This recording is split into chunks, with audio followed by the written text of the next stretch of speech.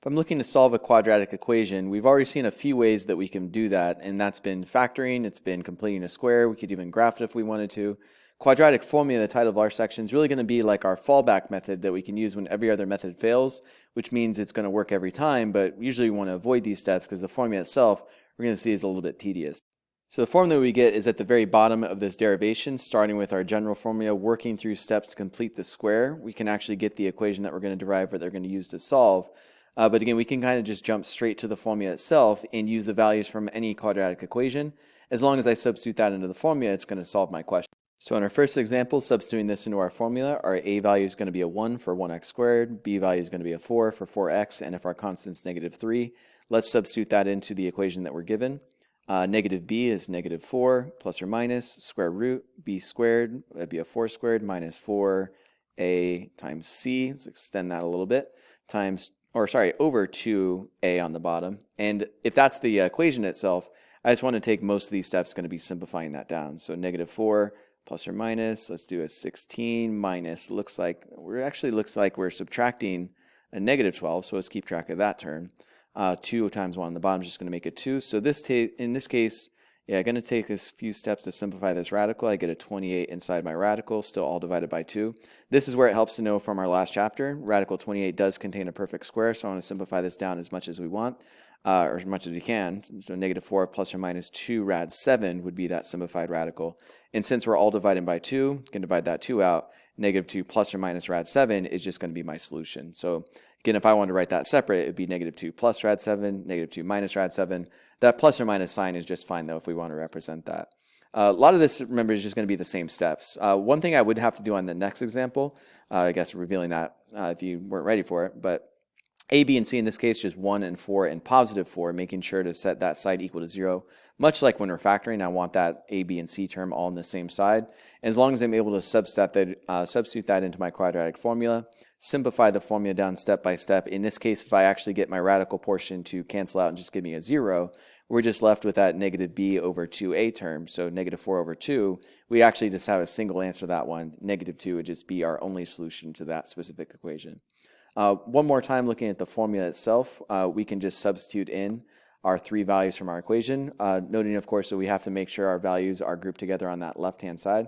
Doesn't necessarily have to be the left-hand side, but yeah, we want those 3 values together. I plug in a, b, and c from my formula once I figure out my values. Simplifying down, in this case, we just get, it looks like a radical that's can't be simplified, something like rad 33. And this would be fine for a solution if I leave that as, again, 2 possible solutions, just represented by that plus or minus sign.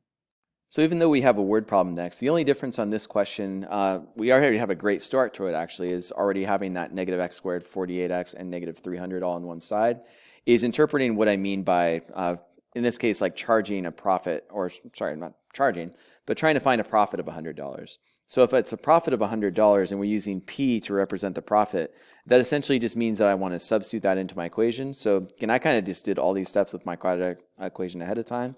But yeah, if I know that my profit is going to be 100, I want to substitute that in for my p-value. But just like with any other quadratic equation, I want to solve that so that it's equal to 0, just like when I'm factoring as well. And now that I've set that all equal to 0, I'm checking for my a and my b and my c values. I'm substituting those values into my quadratic equation, much as we did on those previous questions. This one takes a little bit more calculator work. If I'm doing something like b squared, now that it's 48 squared, I get 2304. Also multiplying like negative 4, negative 1, negative 400. We want to make sure we have the correct value there. But as long as I simplify all this down, even at the very end of this still requires some calculator work. 704 as a square root doesn't come out as a perfect square. I would just keep all these values in your calculator as I'm entering this. One answer we just know is going to be negative 48 minus that value if I use that plus or minus. So I entered this all in at once.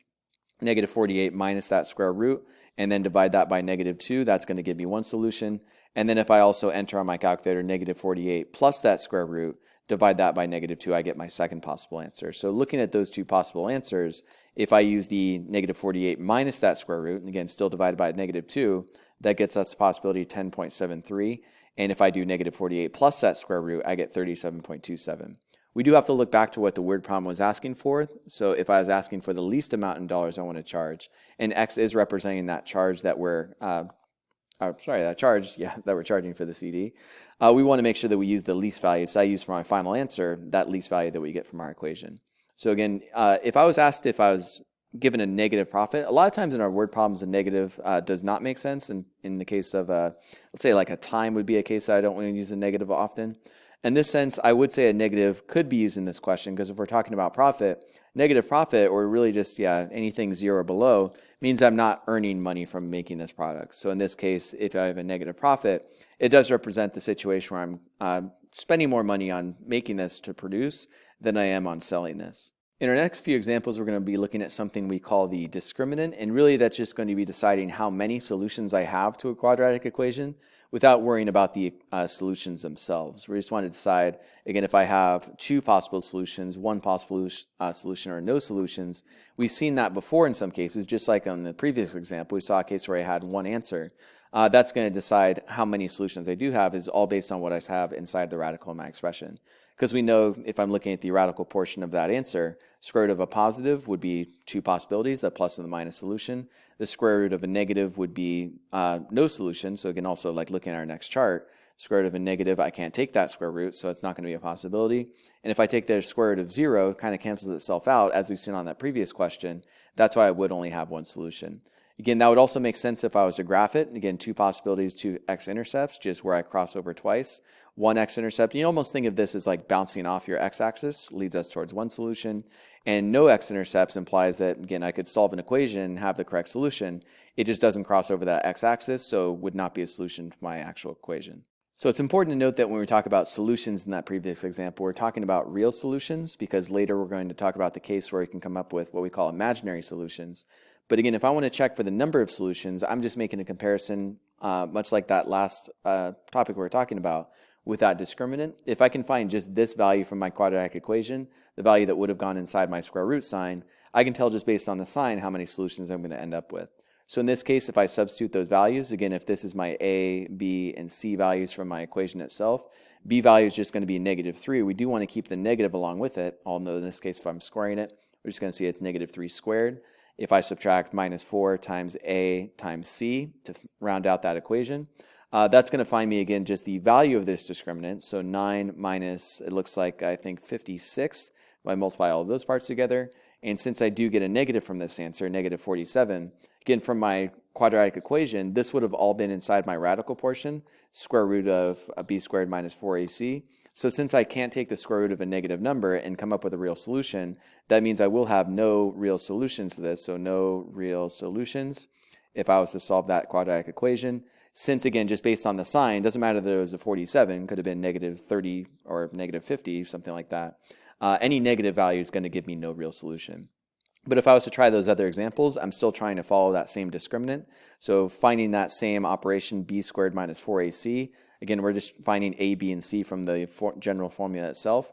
In this case, since I take 9 and I subtract a -40, as we see in that next example, and I come up with a +49, again, square root of 49 would just make something like a 7. So since I would either be able to take a positive or a -7, that would lead me towards 2 real solutions that I'd be able to find on my graph. And if I was to take that last case, again, same kind of operation that I'm testing.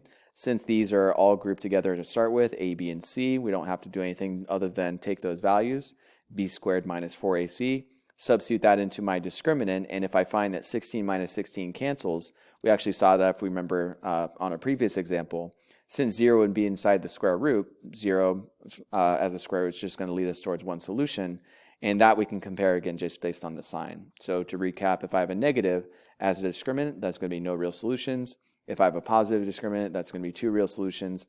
And if I have the discriminant specifically of 0, that will only be 1 real solution. So up until now, we've said that we can't take the square root of a negative number, but really we can. We're just going to measure that in what we call imaginary units. So when we're also talking about complex numbers, and we have a summary of those complex numbers from below, it means not only will we have a real aspect of our solutions, but we could also have an imaginary aspect as well. And that imaginary aspect comes from separating the fact that if I take a negative square root, I could just treat that number as this unit that we're making this I. So I'm going to treat I as that square root of -1, and that's going to allow me to keep track of my answers, even though I have a negative inside of that square root. So if I'm looking in these next few examples, just to write an imaginary unit, again, previously we would have said that -25 as a square root has no solution. And again, previously we're meaning no real solutions, but if I'm looking at the imaginary way to measure this unit, I could break this up into the negative of that radical and then just the rest of the radical itself, kind of like that example from above where I had negative square root of 5. And since the negative 1 as a square root by itself is what we're imagining as, again, that I unit, that's going to be the I part of our answer. Square root of 25 then, now that it's a positive, would just make a regular 5. So if I do want to measure this answer, again, just to keep track of our results as an imaginary unit, this is now going to be 5i rather than saying that we have no solution to it. So the answer would be still correct, saying that we have no real solution, but our imaginary solution would be what we're measuring as 5i. Along those same lines with example B, I could separate that out into the negative and I guess whatever's left as part of that radical, so negative 1 times rad 12. Again, we could simplify a radical if it contains a perfect square. So since 12 is 4 times 3, 4 we could still simplify out that outside that square root, and just to write the imaginary I, taking care of that negative inside of our radical, we could then break those parts we could bring those two parts back together and write that as 2i with that radical 3 afterwards. 2i radical 3 because, again, if I want to make sure that I is not inside the radical, it's good just like we place a 2 in front to place the I in front as well. And same kind of example with the square root of negative 7. Again, this would not have a real solution, but if I'm tracking the imaginary solution, we can separate the negative radical from that answer. That's going to keep track of our I as a radical, and then 7 can't be simplified. So if I keep that as radical 7, that could just be my answer measured as I rad 7. That's going to be, again, an imaginary solution, not a real one.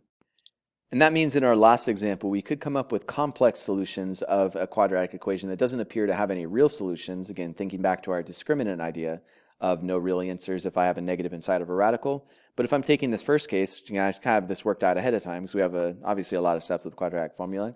But if I'm taking the case of simplifying inside of my quadratic formula, same methods that we've seen from before in same formula. We find our a, b, and c terms, substitute those into my quadratic equation, and a lot of our work is going to be, again, simplifying.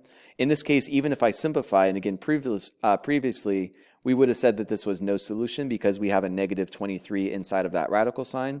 But now that we know that we can measure this using our imaginary units, we're going to separate the negative aspect of that radical as just our unit I.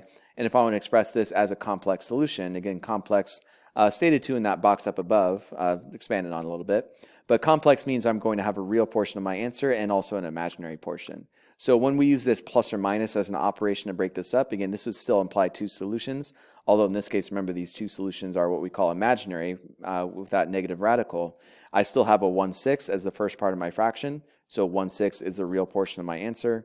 And the imaginary portion is when I use this imaginary term, again, once I've used that negative inside my radical, that I can just say is going to be my I radical 23 all over 6 because we're still using 6 as that denominator. So using that second example, same kind of work. We just want to make sure we're substituting a, b, and c into our quadratic formula. Here we also end up with a negative value inside my radical, which again means no real solutions. But if I want to measure my imaginary solutions, I can again separate that negative radical as just the number I.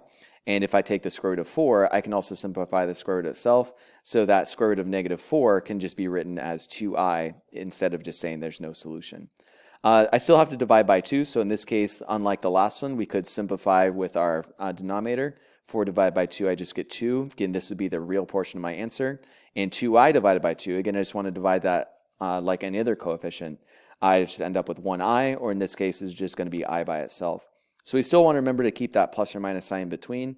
We still have two solutions in this case, but since we've used that negative inside of our radical, these will just be imaginary solutions rather than real solutions.